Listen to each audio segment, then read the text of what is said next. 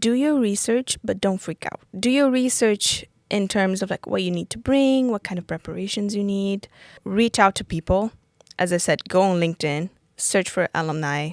There are so many people there. They're very nice. Ask your questions. Email somebody if you don't feel like you understand something. You know, one thing that I always say, like here, there are people whose job is to make your life easier. So take advantage of that.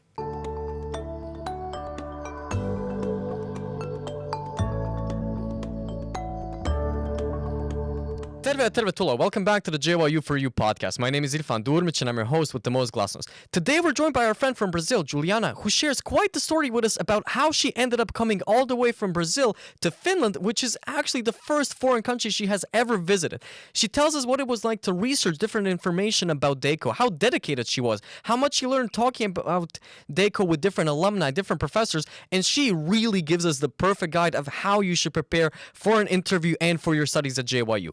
To top it all off, we also share very valuable hints and little pieces of information that you might miss from the website, but you will definitely find the information valuable in your everyday life. I hope you will enjoy. Cheers. So how does it feel to go from, sunny, tropic, lovely areas to gloomy Nordic coldness? Like, how does that transition feel? Because you got here just like in August, so the memories... August, right? Yeah, it was like the last day of July, so basically August. Okay, so the memories should still feel fresh. Yeah. In a way. Oh, it's very fresh. So do you remember that like first day, just like, okay, I mean, like the weather was at least nice? Yeah, no, it was very nice. I was surprised because like I think this last summer was one of the longest ever. Like it's getting warmer and warmer every year. So when I got here, it was still very sunny. Like I went to the beach, which is a lake with like some sand. Mm-hmm. So I went to the beach and, bikinis and everything, and it was fine. And I was like very surprised by that. So I got to see a little bit of summer. And then slowly as autumn came, I was like, okay, I need stronger like winter clothes.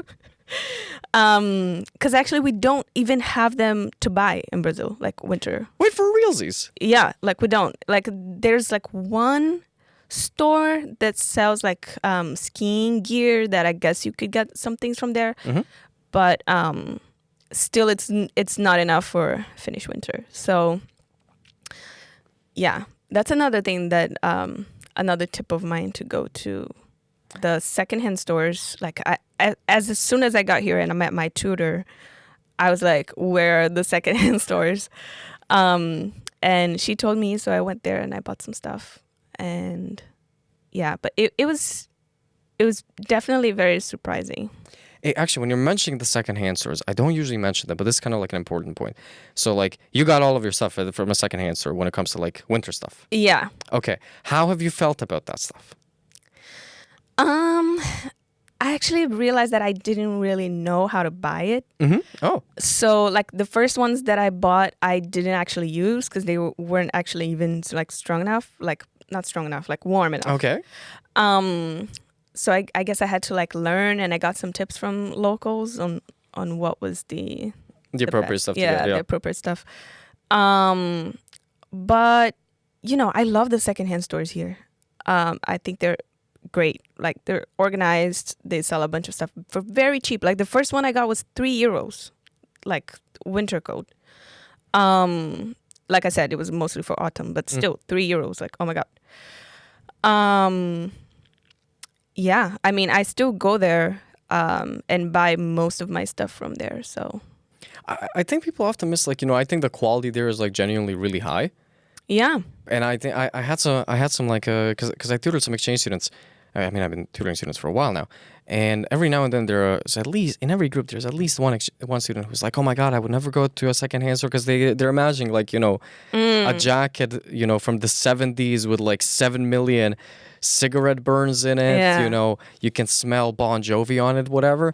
And it's like, no, it's usually stuff that people had too much money, they bought some extra stuff, and they were like, okay, I don't really need 7 Marimekko bags. Okay, Marimekko is a bad example because like every Finn needs to have 20 million things of Marimekko. But like maybe I can take one of these extra things to the secondhand store, and it's usually like half the clothes people haven't even like they still have the tags on them. Yeah, no, it's so good. It's so good. And actually, like that's one tip that I got like from family members that had been abroad before. They were like, don't buy stuff here because we don't have good stuff, first of all. It's overpriced. You're going to find everything there. And like winter clothes take up a lot of space in your suitcase. There's probably other things that you want to bring that are more important than a coat. So like just bring one of everything, like the best you've got of everything, and like just buy the rest there. So I had like a beanie, a pair of gloves, and like my warmest coat. And that's all I brought in terms of like winter clothes. And I didn't need it for like a month. So I had time. I think you were also lucky. I think like every student that came here in August 28, go flying into the future, August 2024, because this was a really mild like winter. I think we're basically out of it already, but this was like, okay, I don't think I ever like actually pulled out the genuine winter boots. It's mostly just like these have been fine, and most of the time like I'm in like the old school like just all Converse, and it's just like oh, it's totally fine. Until you slip and you're like, okay, maybe at least put the spikes on. But so Finland is like the first country abroad you've ever visited. Yes. Oh yeah, I had never been inside of like a plane ever. Not even like to travel inside Brazil. But wait, have you been outside of Brazil before? No, I'd never been outside of my city in Rio. Oh wait, you're from Rio. I'm from Rio, yeah. Like the Rio. The Rio, yeah. Oh Jesus Christ the Redeemer Rio, that one Rio. Jesus Christ, quite literally, Jesus Christ. Yeah. Wow. So like, how many people live in Rio? Isn't it like 2x the population of Finland? Yeah, like more like 3x. Yeah. 50 million are in Rio? Yeah. Rio is a bit confusing because like Rio, there's the state Rio, and then like the capital of the state is also called Rio de Janeiro. Like it's the same. I think in the state, like overall, there must be like 16 million people. That's the last time I checked. 60. 16. 16. Okay. Yeah. And then São Paulo is the biggest city in Brazil, and it has 20 million. Lovely.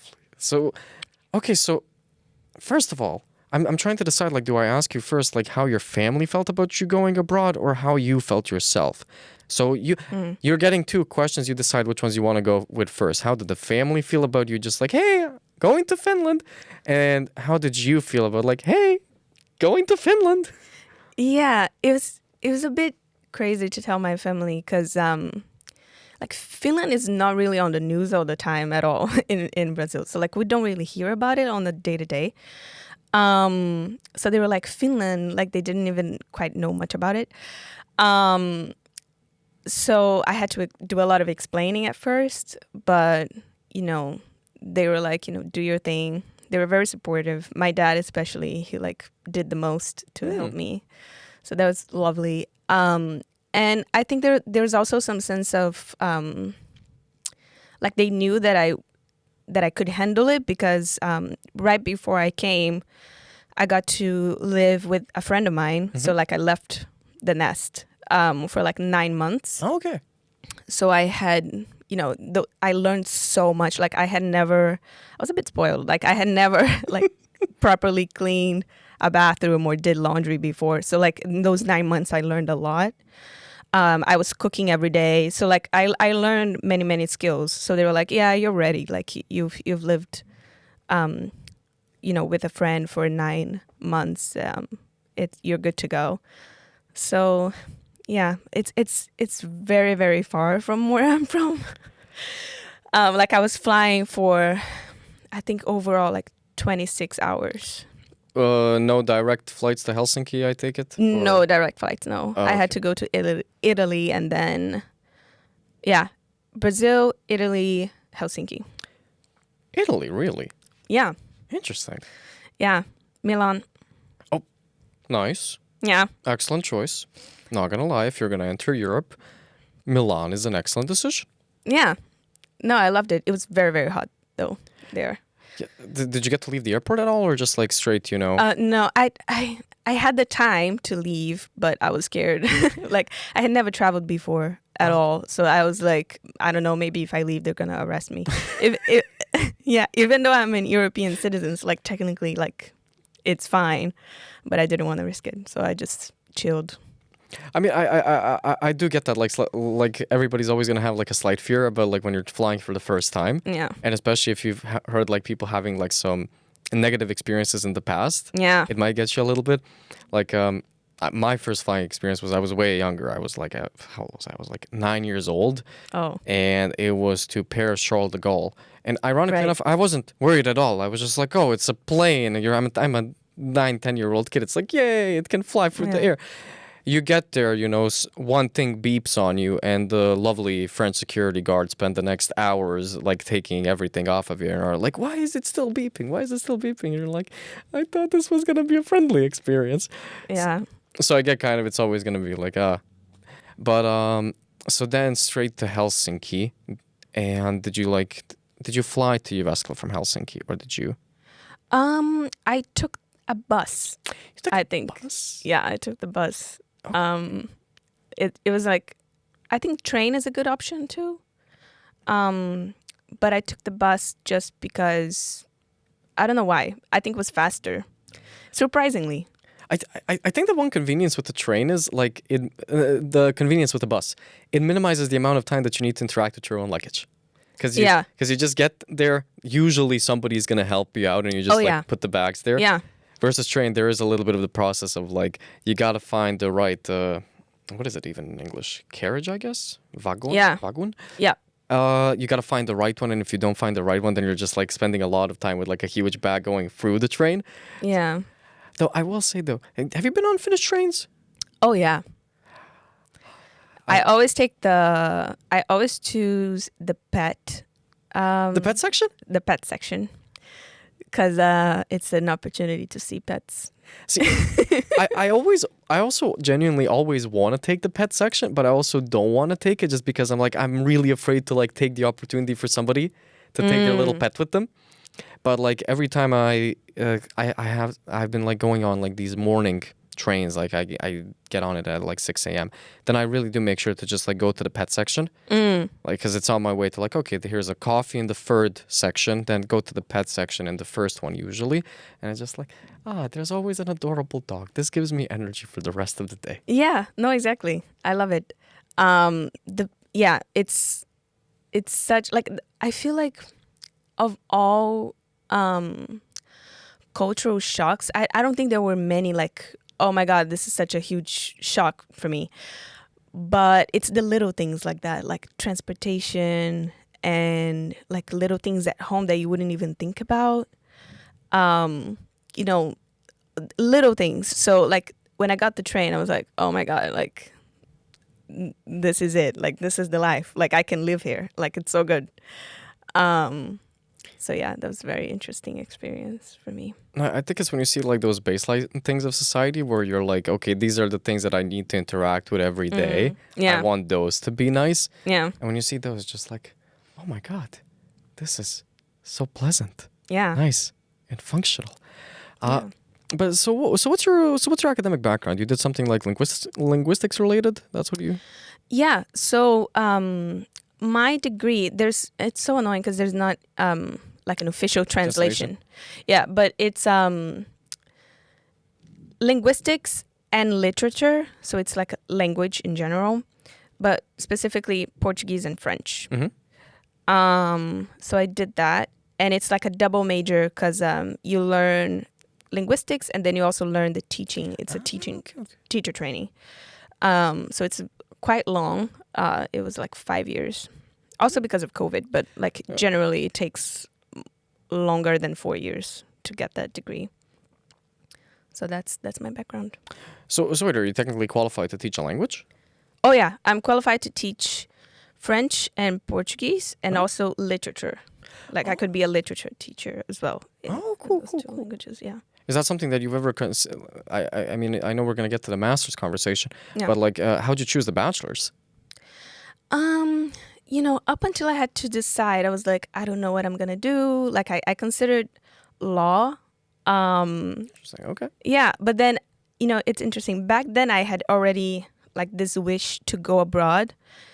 And so like if you do law, you're kind of studying your own country's laws. Like there's really not that much use abroad unless you do specific like qualifications. Yeah. So I was like, I want something that's gonna be like international, that I'm gonna be able to live wherever I want and like do a master's. So, and naturally I was always like, this was my hobby though. Like learning languages was my hobby, and I kind of didn't want to turn it into a career. Agree. Do not turn your hobby into a career. People disagree with me on that, but do not turn your hobby into a career. Sorry, continue. You struck a chord. Yeah, and like French was my favorite language ever, and I was like, maybe I'll just do French and Portuguese. But yeah, up until like the last second, I hadn't decided, but I was like, yeah, no, this is like what I like to do, so I'm just gonna go with that. And I think I actually made the right choice. Like I was very happy. I loved all my courses, my professors. I like enjoyed so much. Like those 5 years were so good. I got to do 2 internships. It was amazing. Like I did some research on French literature, and yeah, that's how it was. It was kind of like I want to do something I like. So yeah. Okay, so there's a liking for languages, one could say. Yeah.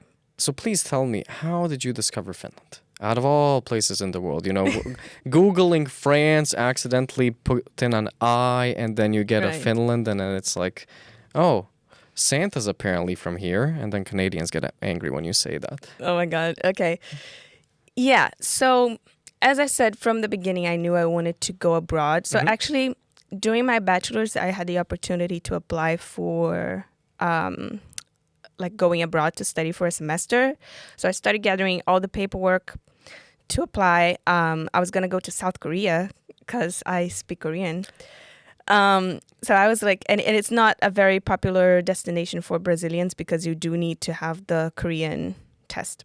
Anyway. Wait, and then I need to jump in on this. You speak Korean? I do, yeah. What level are we talking here? Now it's a little rusty, but like back then I was a pretty strong B1 going into B2. Nice. Yeah. So, like I was getting ready for it, and then COVID happened, and that never happened. And I was like, oh man, I still want to go abroad. But then COVID, blah, blah, blah. Fast forward, I started learning Swedish because I think it's pretty. And for context, I do have the Portuguese citizenship. So then I was looking into countries that I could go to study, and it was going to be like easier to get in and like not pay tuition, which is a very good plus. So I was looking into Sweden at the time. And then in that process, I was just like, oh, let me just find people to practice Swedish with. And then I got into this app. And it basically matches you with people that want to learn your language. There are absolutely no Swedish people wanting to learn Portuguese. Like 0 in the app. So I was like, okay, I kind of just forgot about it. And then I got matched up with this Finnish guy because, Swedish is one of the official languages. Yeah. And we just started talking like in English about life. One day, this was 2021. I had never like even thought that much about Finland before. Like I knew about it. I didn't know much besides its name. So we started talking. We started, because he was very much into Brazilian Portuguese. So we talked for a while in that app, and then we switched to WhatsApp, and then we're talking, and then he goes into the military for a year. We're getting closer, friendship, best friends kind of thing. I hate to interrupt you here, but just for context, did you understand the whole concept of like men going into the army here? Yeah, he kind of explained it to me. I didn't really realize it was that big of a deal, but apparently Finland has like one of the strongest military armies in the world. It was a whole experience, like talking to him through that period. And he was telling me, oh, today I did this, today I did that. And it was pretty crazy, pretty crazy. I learned a lot about Finland during that time and about the culture and about like, I learned so much from him. And then, yeah, so we're talking, he goes to the military for a year and it can be a little bit lonesome at the military for men. So we were just getting like closer and expanding that relationship. So then after the military, he gets into university, coincidentally, JYU. Here. Okay. What is he studying? Social sciences. Oh, okay. Yeah. And then, you know, he said, like it came time for me to apply, thinking about applying.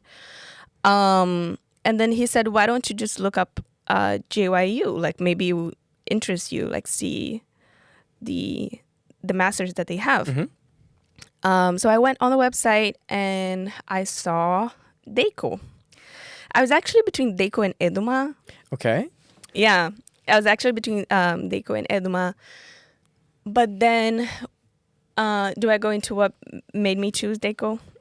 Yeah, but okay, let's start off with this first. Yeah. Acronyms. What's DEICO? What's Eduma?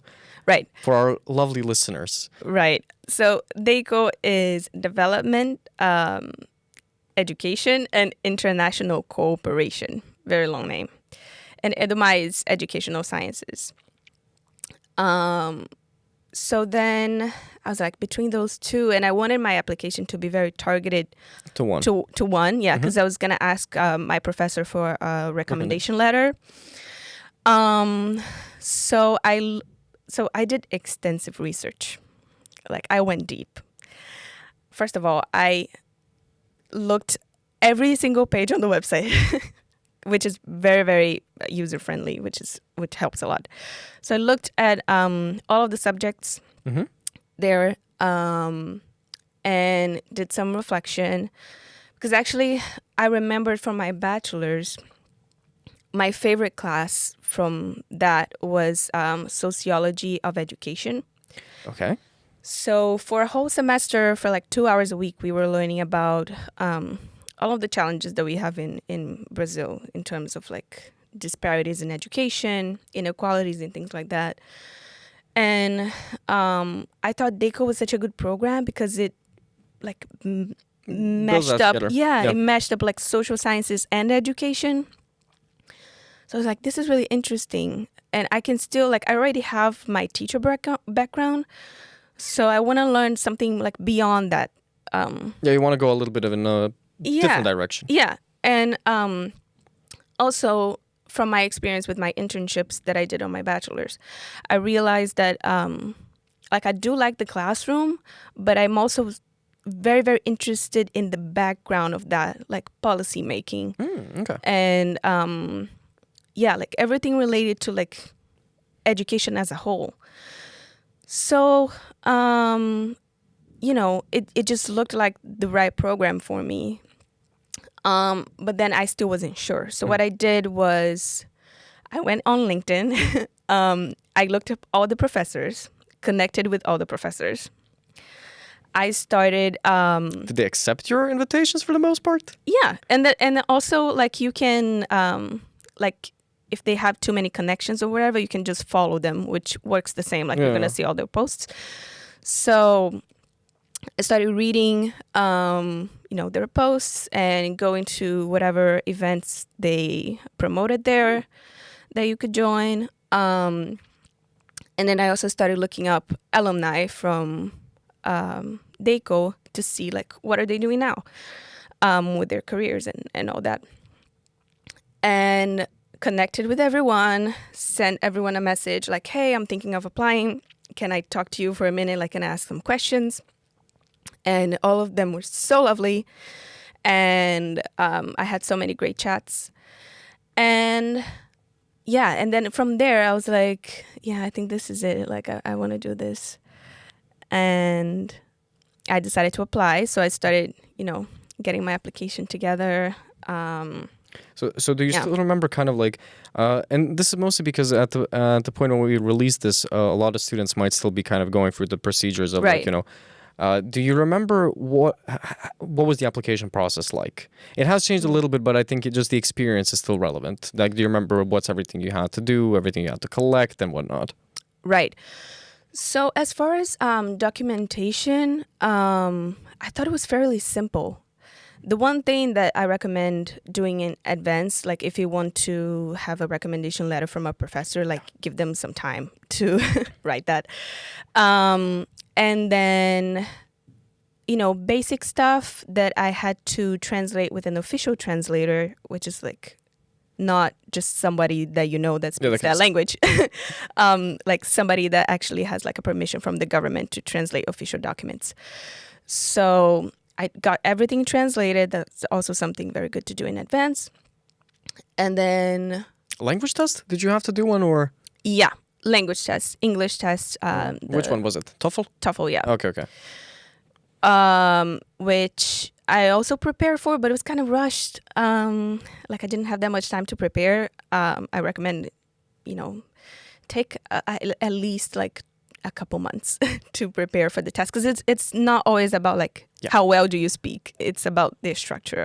With TOEFL, I really think it's one of those things where if you get lucky and find the right book that has like I did the TOEFL a long time ago, and people told me like, hey, you'll need a couple of months, and I was just like so busy, and this one person recommended one particular book. If I find what's the book, I will add it in the program notes. And basically it was like very structured practice for like 3 days. You do that in like 3 days and you're good, because it really is for everybody who's been discouraged by like maybe not passing the TOEFL test. It doesn't mean like you probably still can speak English. It's kind of a dumb test. Oh, absolutely. It's about like knowing the structure of the thing. Yeah. What I did was, because I was also in a rush and I didn't prepare like almost at all. I just watched a bunch of YouTube videos about it. So that's what I did, and it worked. So, the TOEFL test. And then in TOEFL, there's an option that, this is not mandatory, but it's recommended, that like you can add like the university that you want to send to. So I did that for JYU. And then, so that was pretty much it as far as like documentation. Obviously, you need like your records from your previous degree. You also need a research plan kind of thing, which I was also like, I asked a lot of questions about that to the people that I talked to, because I was like, I don't know what I'm going to do. Like, I don't really know. But they were like, oh, chill. It's just a document. Like it's just a plan. And really what they want to see there is how much awareness you have of the academic process. So you need like a description, an idea for like methods and things like that. So it's just a test to see like how aware you are of like the research process. In a way, it's just kind of like testing, like, hey, can you think about this, and can you have like a little bit of a broader perspective that you can still fix around? Because I think it's important when you're doing anything kind of like long term, especially when you're applying to university, just to show yourself like, hey, can I think about this beyond, the next 2 days or whatever. Right. And when you have a plan like that, it's I guess forcing is a fine word. It's forcing you to see like, hey, can I actually see myself long term here before I actually get there?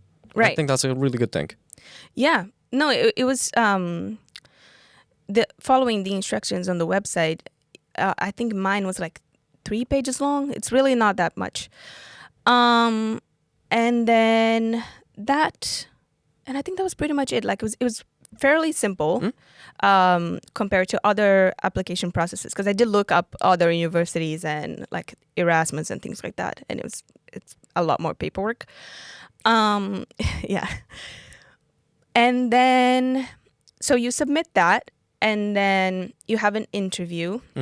No, first of all, you have a test, quote unquote test, which works like this. We got a article to read about development, and then at a moment, like at a specific date, we got a question about that article, and we had 1 hour to write up something about it. Oh. So yeah, so it's kind of like a test. How long was the article? Do you remember? I don't remember. It wasn't that long at all, though. What I did was I took like extensive notes about it, and then so it was not that hard. But you do have that You gotta prep, constraint yeah. of like 1 hour. So I submitted that, and then the third phase was the interview, which I also asked a lot of people about, like, what are they gonna ask? And one tip that I can give is definitely be aware of the course in terms of like what are the subjects that you're gonna take.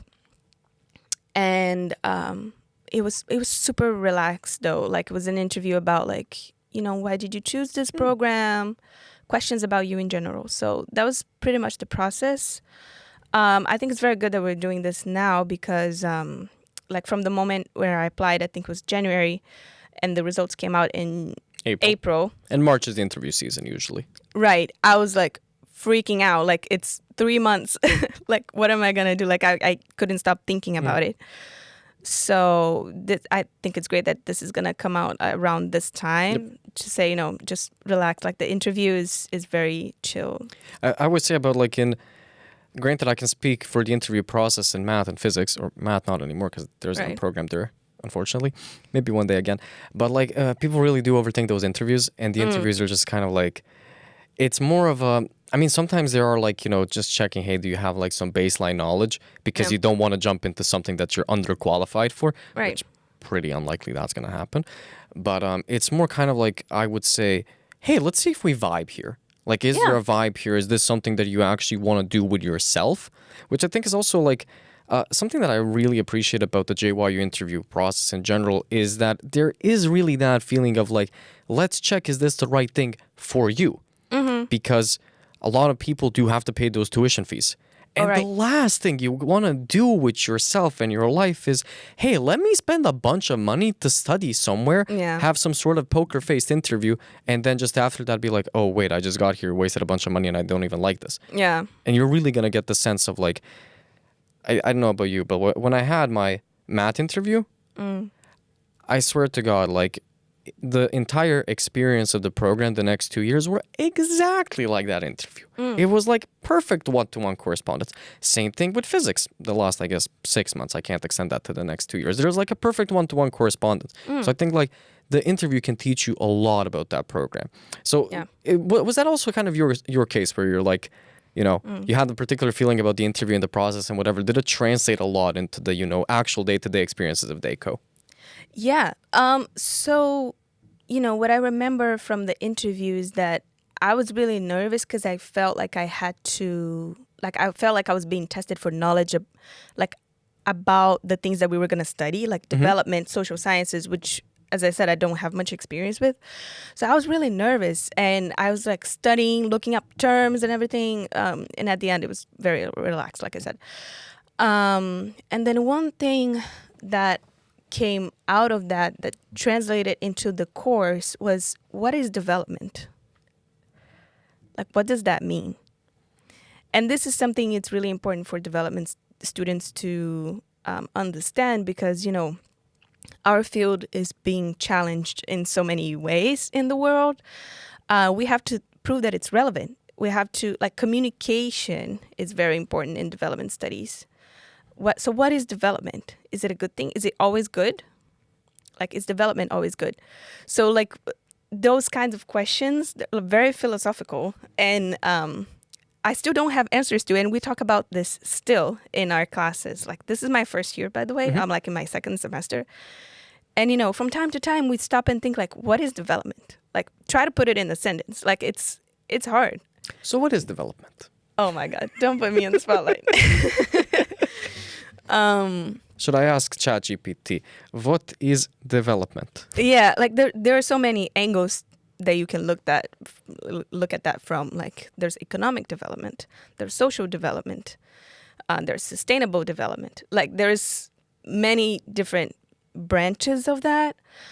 But, to say to future applicants, like, you don't have to know the answer, but think about what is development, what is education. and how do those things connect? Yeah. So that's something that's still very much present as the course is going on. And then, yeah, like the interview was like the starting point of that. And I didn't have an answer. I just said, what it meant to me at that time. And, I'm excited to learn more about this, is what I said in the interview. And you will learn more about it. So you don't need any answers right now. So Yeah, exactly that what you just like. You don't need to have all the answers now. I think it's just... No, not at all. You have to have the curiosity about it. That's the actual important thing. Because, I mean, you're getting an education. The point of it is just be curious about it. Yeah, nobody's going to expect you to know anything about anything before you actually study it. And that's one thing that I was kind of trying to do beforehand. I was like, I need to learn something about this before I go in. It's like, not at all. Not at all. And we have people with so many different fields in DEICO, because it's development, and then like inside development, you have so many things. Like we have people that have worked with like children. We have people that have done work at NGOs of different kinds, like tackling different things. We have people that have a background in economics. We have people that have a background in like languages like me. Like it's very, very interdisciplinary in that way. And you're only one person. You don't need to know everything. Even inside development, like if after the course you end up working, let's say at an NGO, NGOs can really only tackle one thing at a time. Like you can't solve all the problems in the world.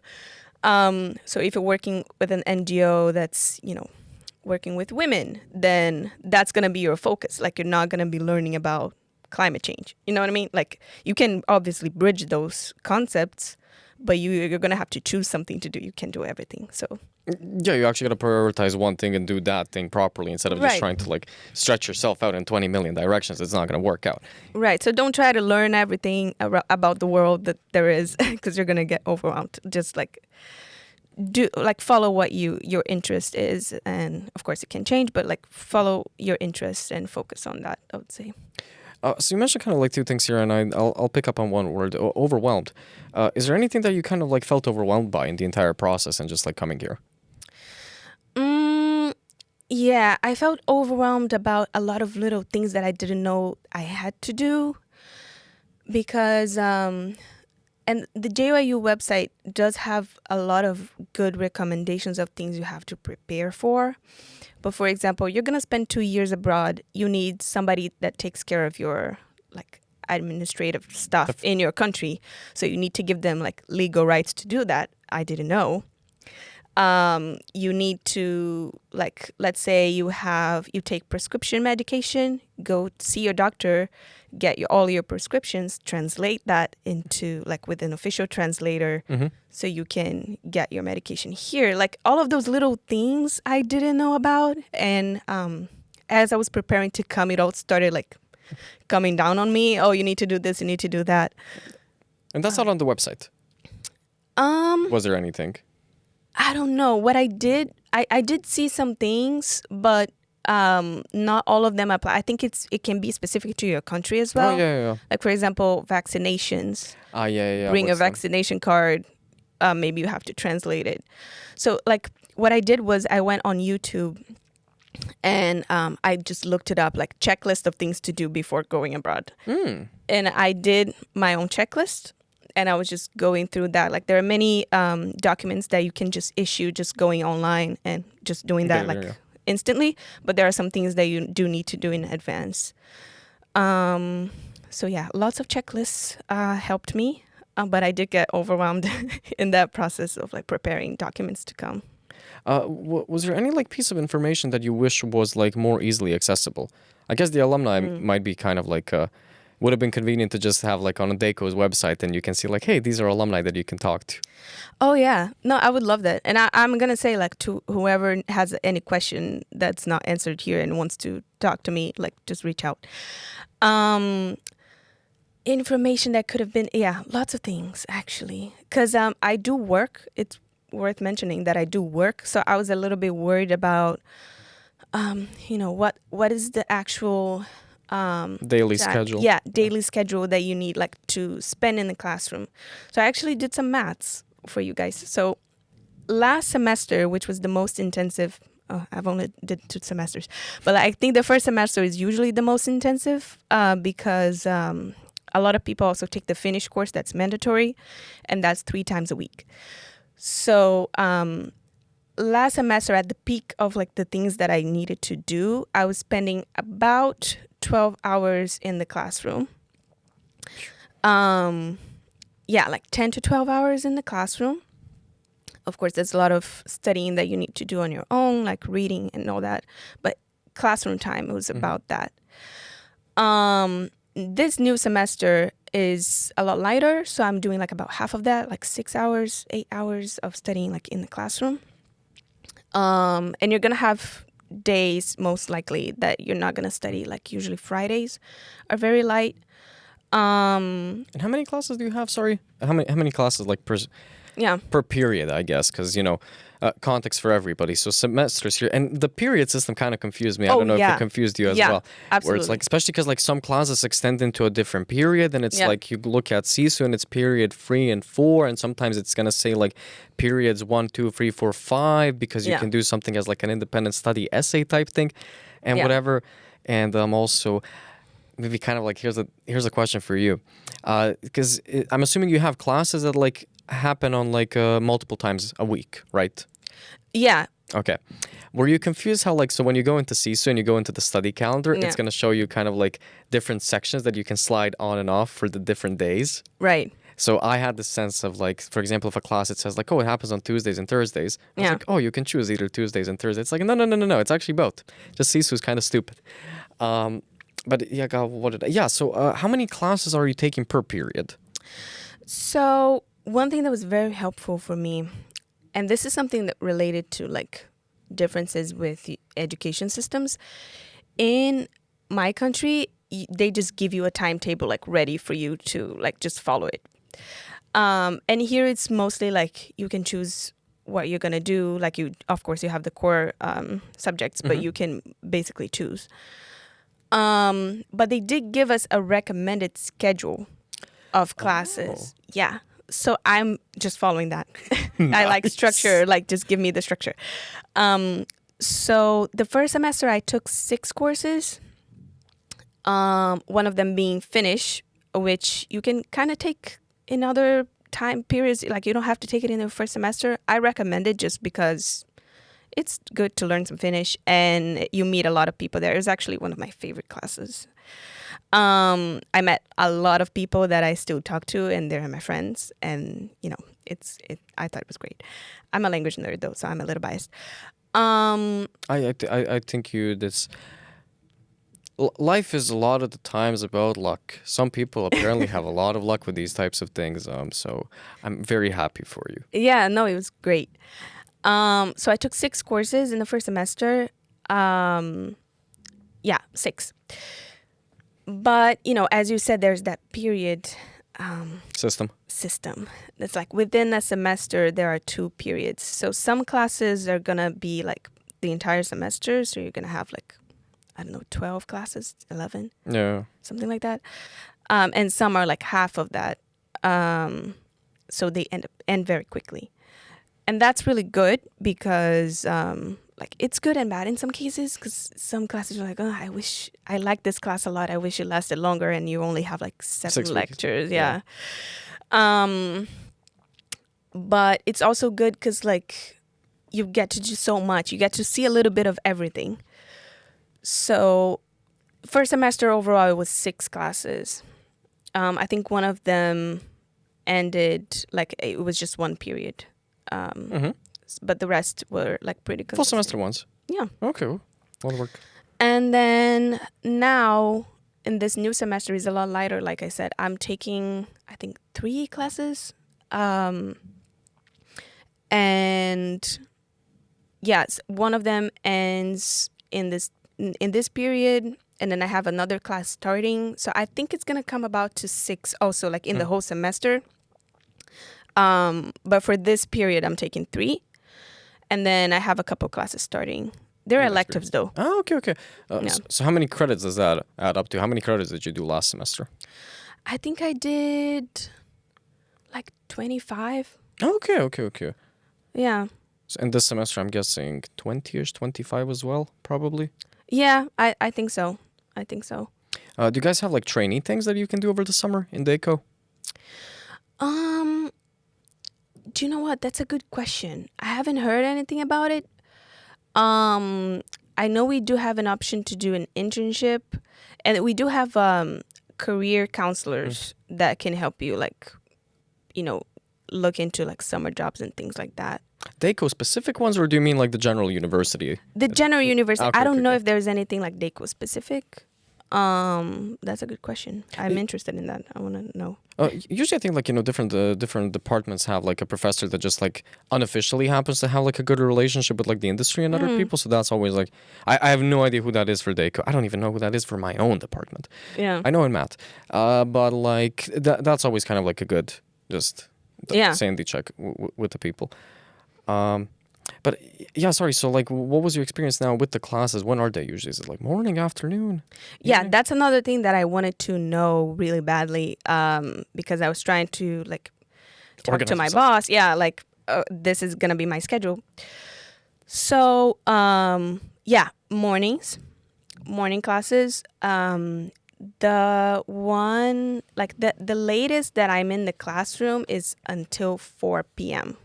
So like I haven't had a class that goes beyond that. It's like 2 to 4. Yeah. So that was very good information to me. But mostly mornings, yeah. Sometimes 8 in the morning, which can be a little rough. But The 8:15 a.m. Finnish classes, and then they wonder why people don't learn Finnish. yeah, the 8 a.m. one are a little rough in the winter. But it's it's for my first degree, the commuting was even almost as tiring as studying, because like I lived very, very far from campus, and now I don't. Like I lived like 15 minutes from campus, and if I get the bus, I'm in here in like 10 minutes. So it's very convenient. Wait, 15 minutes walking or cycling?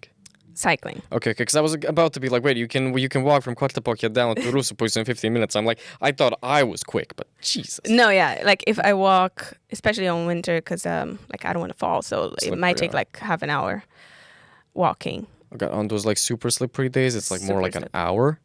No, it doesn't get to an hour. Dude, I mean, it depends on how you're walking. If you could technically go a little bit faster if you just like let yourself slide down those hills. But the other day there was like a super slippery morning. Yeah. And it took me like 15 minutes to walk from my apartment to the bus stop in front of Rentuka, because it was just like, you know, not enough friction to like get any proper traction to actually move. Do you have a bus card? Or I do have a bus card. how much is the bus card? As the person who never got it, so I'm curious. Oh, interesting. Yeah, when I got here, it had just had a little bit of adjustment in the price. So now it's, I hope this is correct information, like 42 euros. And is it like infinite? No, that's for 1 month. But infinite usage during that 1 Oh, yeah, month? infinite usage. You can get as many buses as you want. And for comparison, like the individual bus ticket is like 350. Yeah, it's 350 in the app. If you're clever and you just get it on the bus, it's 230. If you pretend you're 16, it's like $1.50. Yeah, so it, like especially in the winter, definitely like if you know how to cycle, I would recommend for the fall to do that, because it's easy and you can just get a bike for really cheap secondhand. So I did that for like the fall, and then when it started snowing and it started getting slippery, then I got a bus card. So I've been using a bus card for like 2 months now. And what was the procedure for the bus card? I'm assuming you get that temporary bus card when you arrive here with the QR code. You know what I'm talking about? Yeah, in the app. No, not the app. Like when you got, the backpacks that you get. Oh, yeah. Yeah, so the backpack that you get, there's usually, I hope you guys got that. No, yeah, you guys definitely did get that. I know, because I was also a freshman in August 2024. All right. You get like an envelope, and in the envelope there should be like a QR code type Right. card for like, I think it's like 3 days now, like for free Yeah. to take on the bus. Yeah. And then you take that to Linky. Actually, you can tell it. Is that what you did? Actually, when I got I was still cycling back then when we Okay. got the bag, so I didn't use it for some time. And then I got the bus much later. I got the bus card in like December Oh, or okay. something. So I did use my QR code from the bag that you get. You get like a goodie bag from Yeah. JYU. And then I used that, of course, and it was like 3 days free. And then to get the bus, it was so simple. Like I think I only needed like an ID. And then you go into the Linky store in the Forum. There's a building called Forum. You just go there, you give her the money and your ID, and she just gives you a card.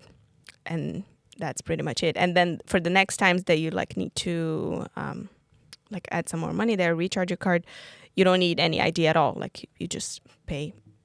Oh, and do you have Crazy. like, can you refill it online, or do you have to like keep refilling it?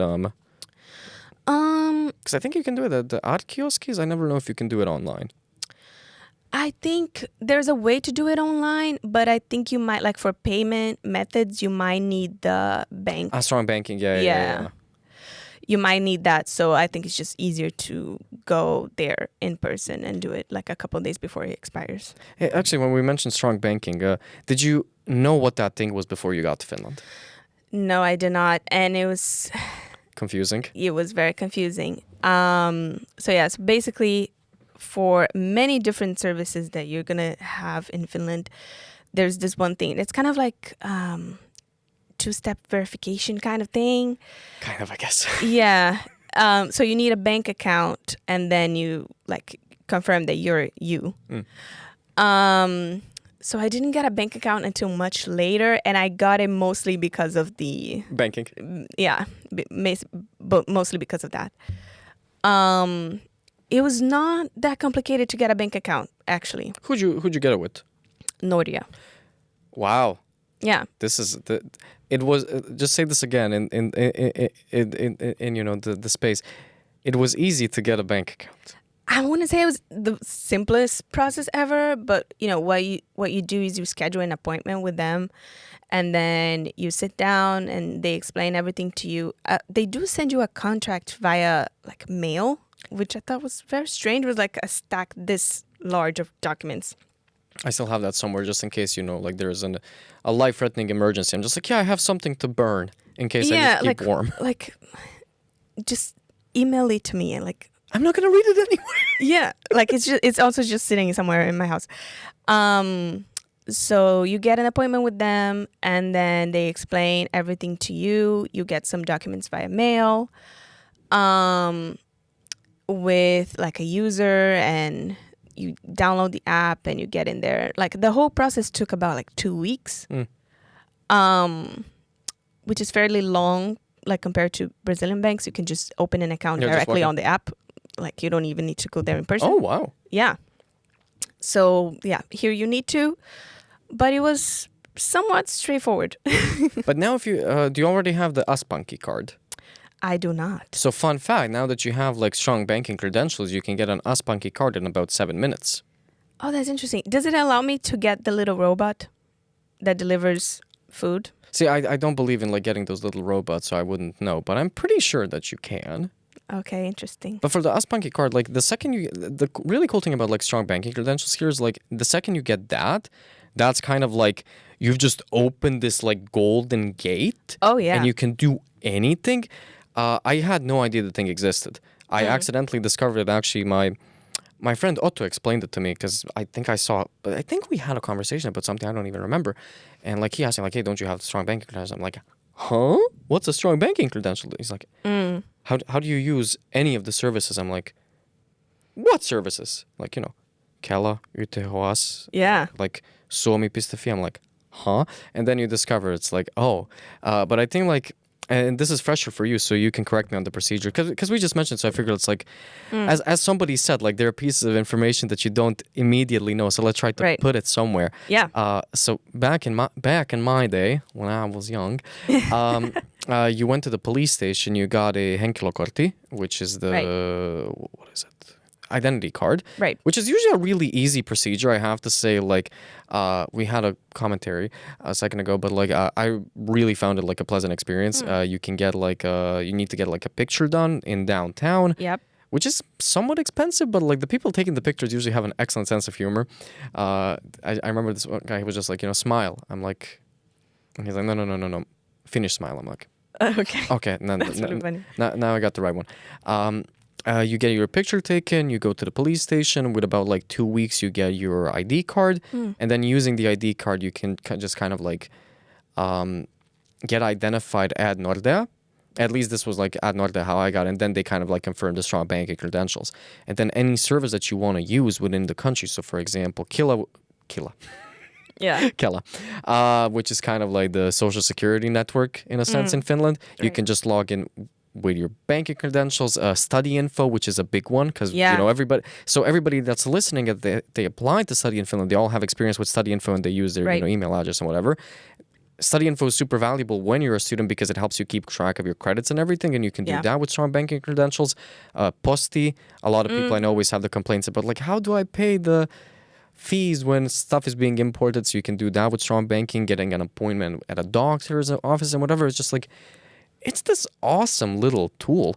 Yeah. I do think you need to register. Yeah, you need to have a registration with the DVV beforehand. Which did you do the pop-up or did you actually go to DVV? I actually went there. I think it's a nicer experience when you actually go to them. It's kind of fun. Yeah.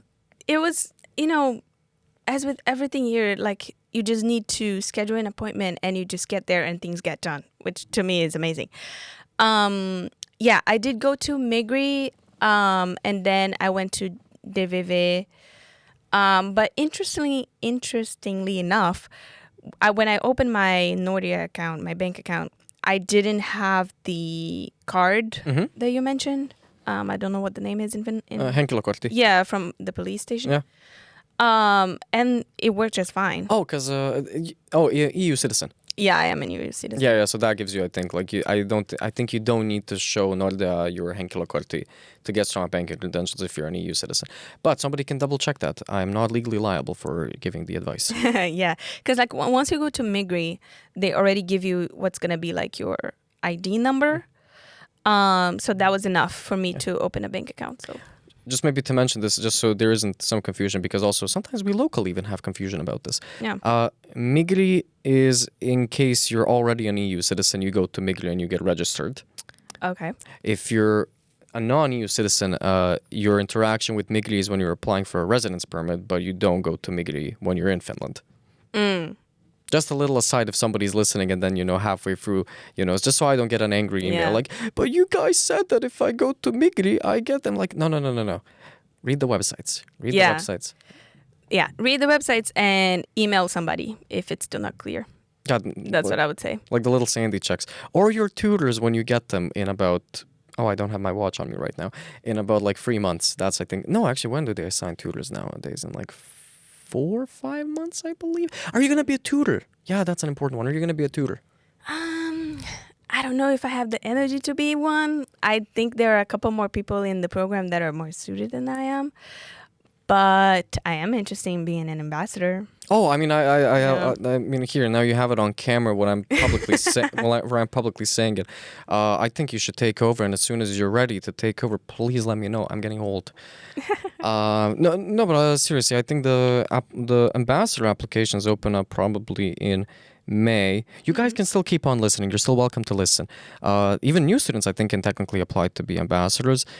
Now Helly's going to have to fact check me on this. I'm sorry if I said something wrong. But I think like that ambassador applications begin in May.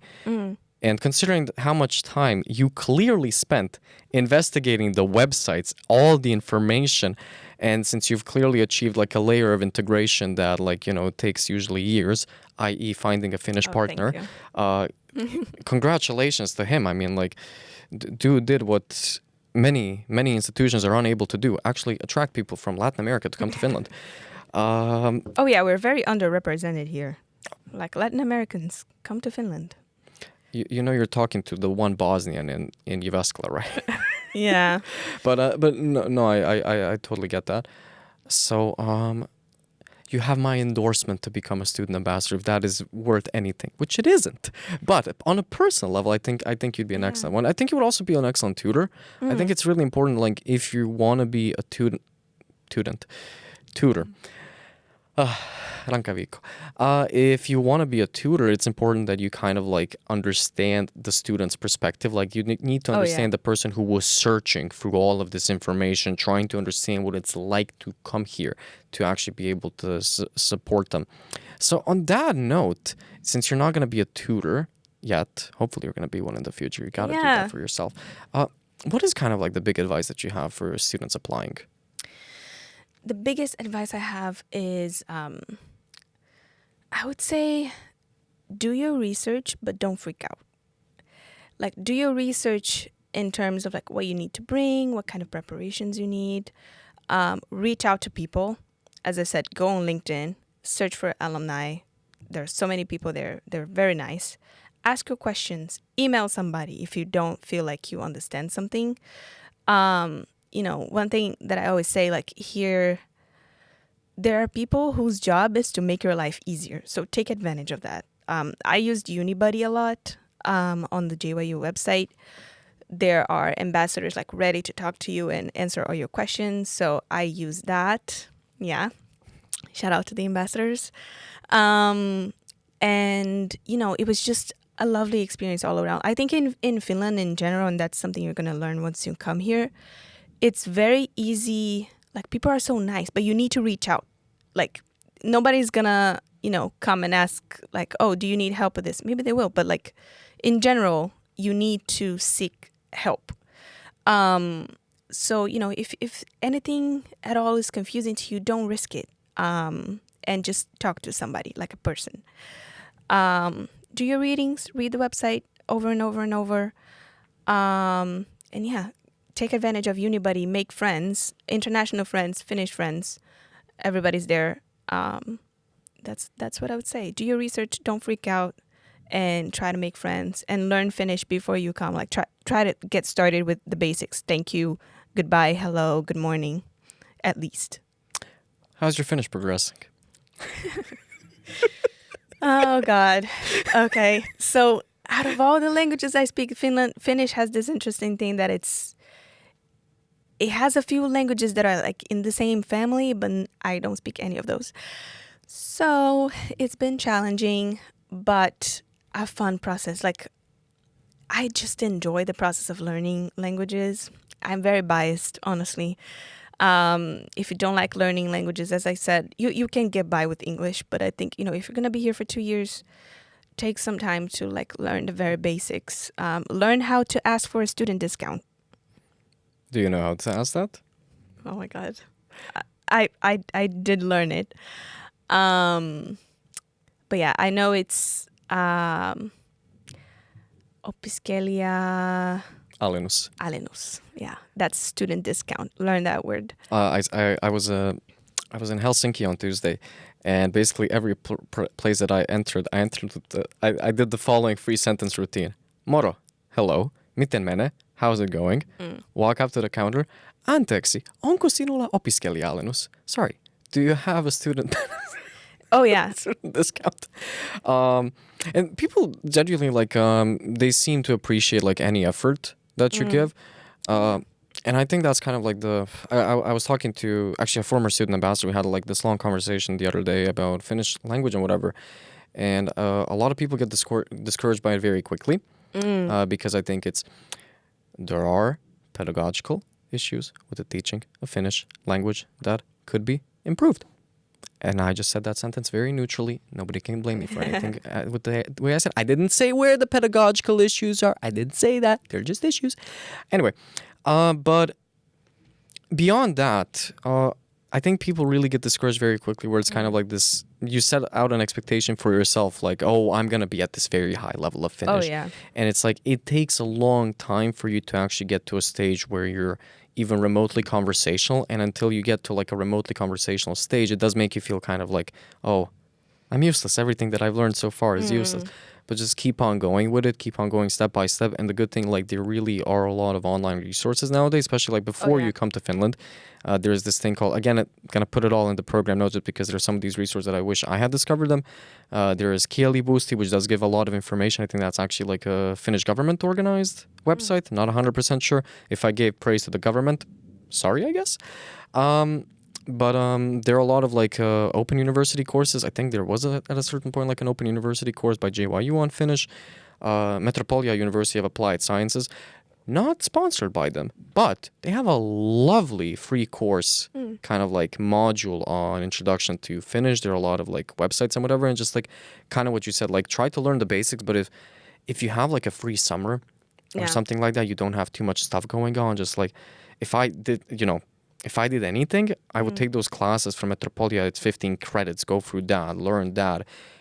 Far from ideal, but it's a great start. And then when you jump in here, like it would be great if you could, because I think you could probably get yourself to an A1, A2 level during the summer.